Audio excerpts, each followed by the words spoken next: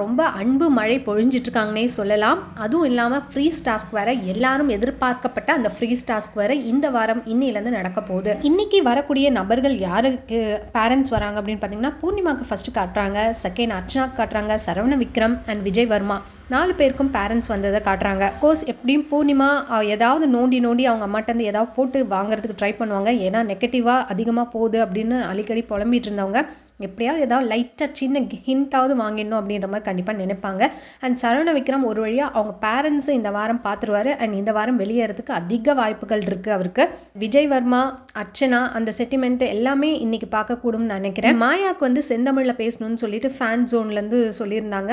அதனால அந்த டாஸ்க் நேற்று அவங்க கொஞ்சம் கோவமாக இருந்தாங்க. ஏன்னா என்னையே ஏதாவது நோண்டிக்கிட்டே இருக்கீங்க, ஏதாவது இதை பண்ணு அதை பண்ணுன்னு ஒரு மாதிரி குத்திக்கிட்டே இருக்காங்க அப்படின்ற மாதிரி ரொம்ப ஃபீல் பண்ணி போய் படுத்துட்டாங்க.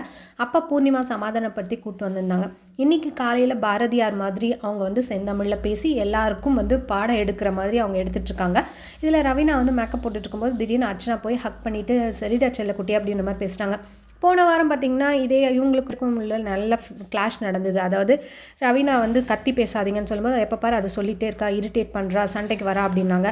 அதுக்கு முன்னாடி வாரங்களில் பார்த்திங்கன்னா நான் மன்னிக்கவே மாட்டேன் ரவீனா மணியை அப்படின்னாங்க. ஸோ அப்படியே இப்போ எல்லாமே அப்படியே உல்ட்டாவாக மாறுது. எல்லாருக்குமே மனப்பான்மை அப்படி தான், டக்கு டக்குன்னு அதே மனப்பான்மையிலே ஹோல்ட் பண்ணிகிட்டு இருந்தால் கண்டிப்பாக வந்து அது ரொம்ப இன்னும் ஸ்ட்ரெஸ் ஆகிடும். நேற்று மாயா கூட அர்ச்சனாவை வந்து ஹக் பண்ணிவிட்டு உட்காந்துருந்தாங்க. நேற்று சாயந்தரம் ஈவினிங் எல்லோரும் பாட்டு பாடும்போது ரொம்ப ஆச்சரியமாக இருந்தது.